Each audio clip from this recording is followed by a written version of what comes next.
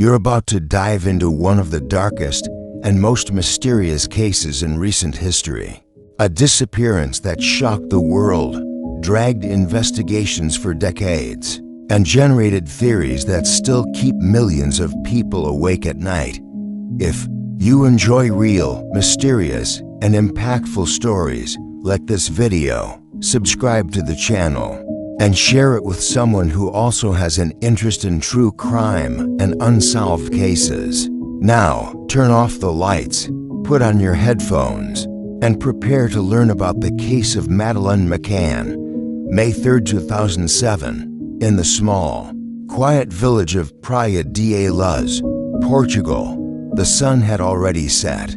It was the beginning of another vacation night for many British families staying at the Ocean Club Resort, a seaside tourist complex.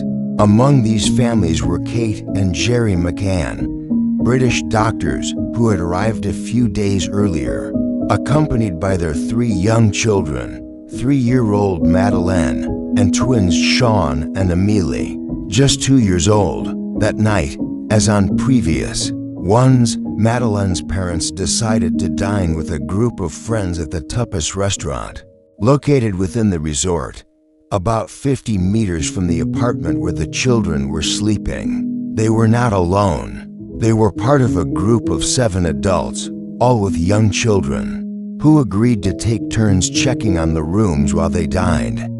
Gerry went to the apartment. Everything seemed normal. Another person from the group checked the room. They said they saw the twins sleeping, but were unsure about Madeleine. Then it was Kate's turn. When she entered the apartment, something felt wrong. The children's bedroom door was ajar.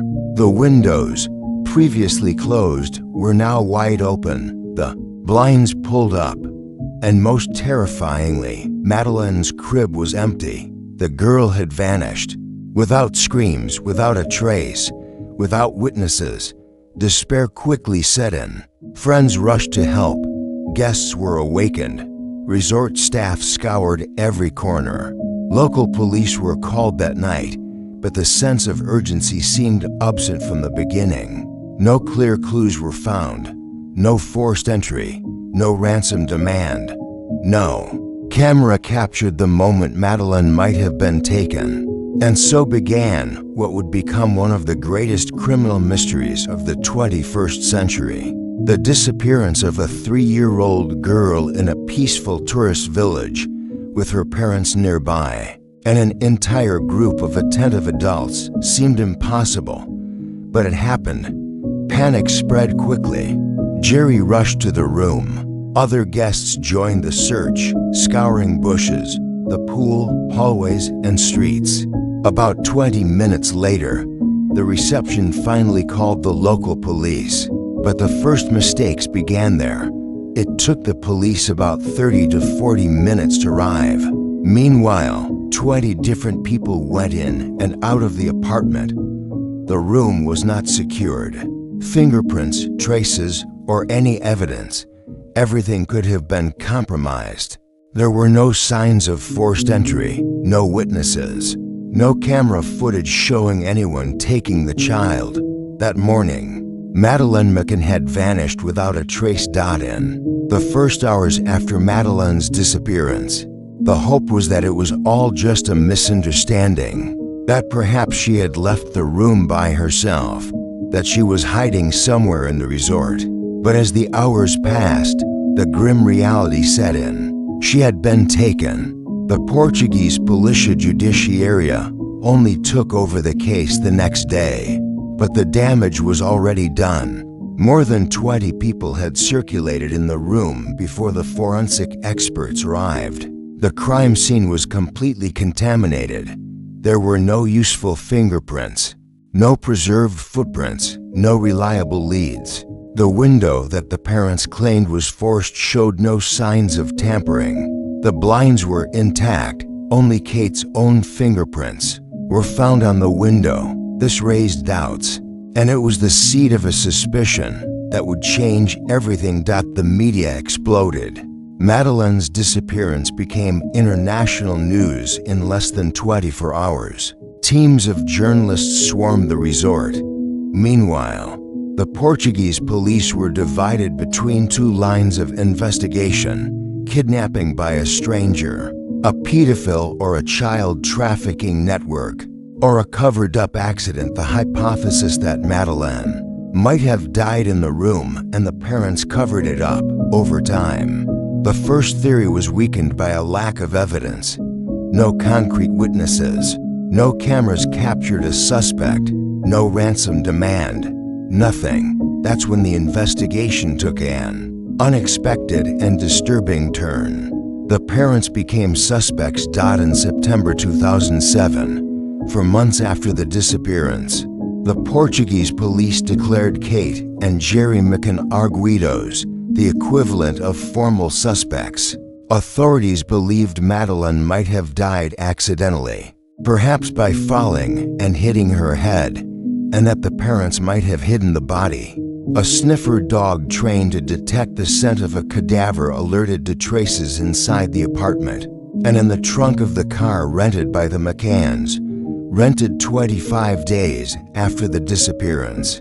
But there was no conclusive evidence, no blood, no irrefutable DNA. The Portuguese press began to pressure the McCanns. Meanwhile, the British media defended them. Kate and Gerry denied all accusations, rejected the suspicions, and launched a worldwide campaign to keep the case alive. In July 2008, with no concrete evidence against anyone, the Portuguese police shelved the case. Madeleine remained missing. No suspect, no body, no answers. But the McCann family did not give up. They hired private detectives, funded their own investigations, launched campaigns, wrote books, gave interviews. In 2011, after international pressure, Scotland Yard, London's Metropolitan Police, joined the case with Operation Grange. The British investigation re-examined over 40,000 documents, interviewed hundreds of people, and analyzed new leads. Only in June 2020 did a new name strongly emerge: Christian Brueckner, a German citizen, already convicted of sexual abuse and trafficking. He was in Praia da Luz at the time of the disappearance. He lived in a van and committed petty thefts in the area. His records showed a history of sexual crimes against minors, including rape. The German police stated on national television, "We believe Madeleine McCann is dead and that Christian B. is responsible." But to this day, no concrete evidence directly links him to the disappearance. From the beginning, the Madeleine McCann case was marked by crucial errors that, according to many experts, compromised the chance of a solution. The crime scene was not secured. People entered and left the apartment before the police arrived. No official record was made in the first hour after the disappearance.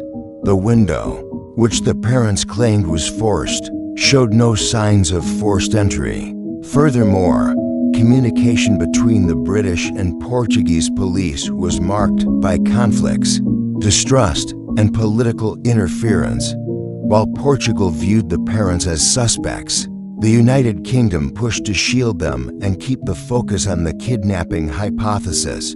Public opinion was divided. For some, the McCanns were victims of an absurd tragedy. For others, something in that story never made sense. Over the years, dozens of theories emerged. Some say Madeleine was taken by child traffickers, as there were reports of men observing minors at the resort. Others suggest she might have died accidentally, and the parents covered up the truth. Fearing punishment, some believe in a possible involvement of the couple's friends. And there are also theories of political protection and media manipulation, saying that the couple was shielded by the British government. But none of this has been proven. Madeleine's face became an international symbol, featured on posters, campaigns, and documentaries. The case influenced laws, resort protocols, and even how child disappearances are handled worldwide. Madeleine would be about 20 years old today. The British police continue with Operation Grange, but with a reduced budget.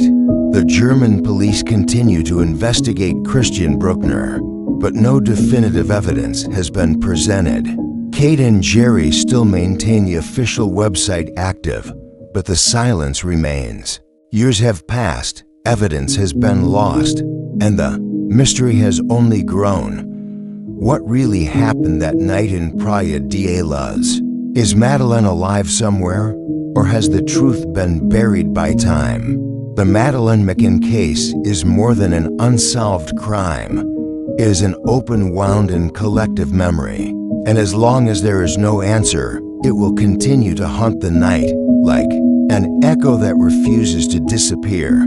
If this case intrigued you, like the video, share it with others who are also seeking answers, and comment below what you think really happened to Madeleine. See you in the next mystery. Until then.